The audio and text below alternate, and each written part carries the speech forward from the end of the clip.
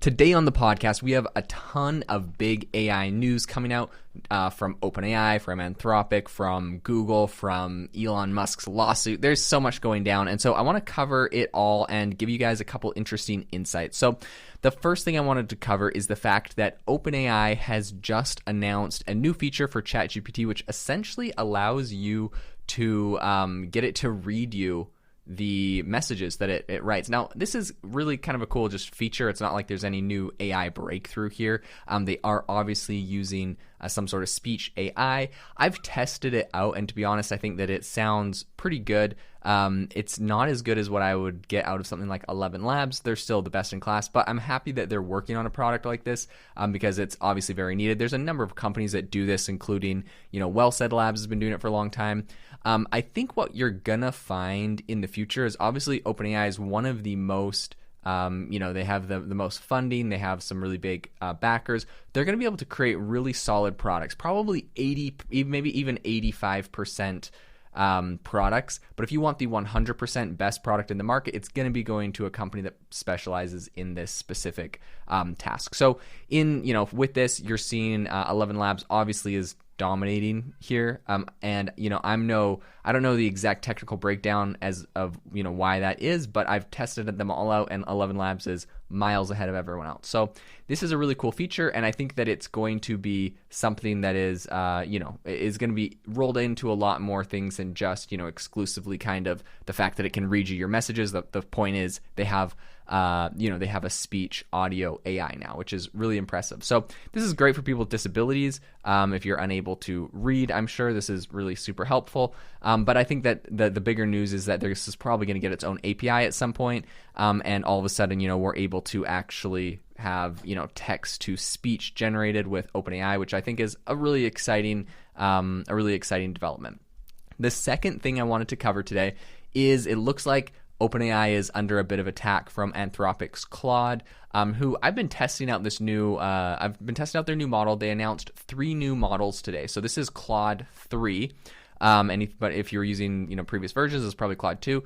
But Claude 3 is really impressive, and they've kind of been going around and sharing this graphic and touting kind of like how they have beat a number of other competitors, including ChatGPT and Gemini Ultra. So what they're saying, and my analysis of all of this, and I've tested it, is like it might be a little bit better, it might be a little bit snappier on certain things, but at the end of the day, it's pretty much comparable to GPT-4.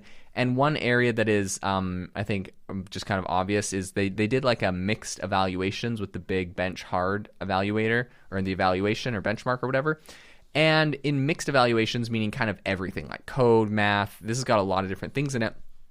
Claude 3 Opus, which is a premium, you got to pay to use this thing. Claude 3 Opus scored 86.8% in comparison to ChatGPT's paid one, which is GPT-4, got 83.1%. So technically, this thing is 3 and a bit percent better on everything overall. But when we're talking about like 3% better, I just don't think that is enough to really say they're the dominant winners here. This could have been the tests that were run. This could have been, they checked 20 different benchmarks, and this was the one that they were doing better on.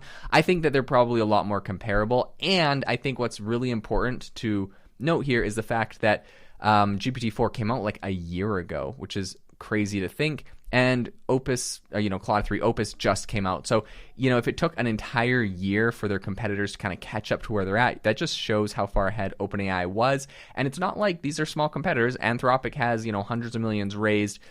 Gemini 10 Ultra is at like an 83.6 on this, which is, 0.5 percent better than GPT-4, and it just came out as well. So when you have people like Google and Anthropic coming out with these big models, I think it really shows how far ahead OpenAI was, because you can only imagine they have the next model right around the corner, something up their sleeve as they're rolling this out. So I'm kind of I don't know, skeptical that when people say like, oh yeah, we have a new model that beats GPT-4, and it's like, well, it's like you could say slightly better on some things. It's probably slightly worse on other evaluations and benchmarks.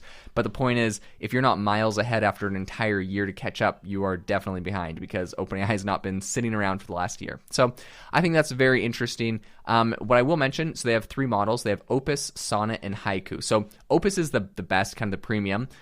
Claude 3 Sonnet is comparable to GPT 3.5.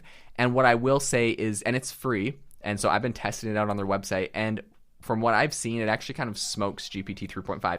In the benchmarks, it's 15 or 20% better than GPT 3.5. And in testing it out, it does feel much quicker, much better. So if you are not using the premium or the paid version of ChatGPT, I think you're honestly better off just going and using Claude 3 Sonnet for free.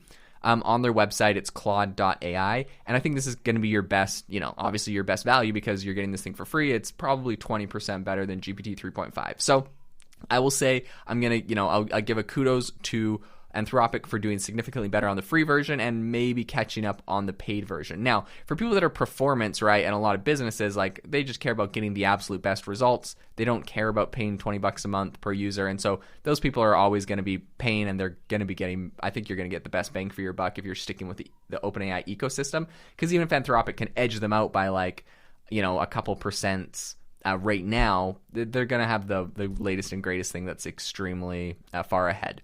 The last story I wanted to talk about on the podcast today is the lawsuit between OpenAI and Sam Altman. This is really interesting. A lot of people have been talking about, I think that one of the biggest sentiments that I've been seeing, obviously there's both sides of this, and people are saying like, why would Elon do this? He's just going to slow down OpenAI, slow down AI adoption. And then other people are like, well, it's because he wants it to be a nonprofit. And I think that's like what he's saying is like, he's like, yeah, you guys can, like, I'm not trying to shut down OpenAI. I just want them to be a nonprofit and pretty much give their tech to the people because that's why I gave them $100 million to start. So I get where he's coming from. The biggest thing that I think is like legally tricky with what OpenAI did is if they can like very easily start a nonprofit, take $100 million investment or donation, right? Because the nonprofits take donations. So Elon Musk's donation is a write-off on his taxes. This isn't like an investment. It's a straight-up write-off on his taxes. And so if you can do that, it's like, why wouldn't every company just start off as a nonprofit, take on a bunch of money that they could tell their investors, oh, this is a write-off on your taxes, spin up an LLC, give their investors, ownership in the LLC that now owns the nonprofit. So now technically they're a for-profit, and they were able to, get all of their investments written off as tax write-offs. That is what seems a little bit like what might land OpenAI in some hot water. So it's going to be interesting to see how that plays out. All in all, some fascinating stories happening. I think all of these 3 things I mentioned are having a big impact on AI and on what we're going to see in the landscape. So I'll definitely keep you up to date on what develops further. But hope you have a fantastic rest of your day. If you enjoyed the podcast, I would be thrilled if you could leave us a review. Have a great day.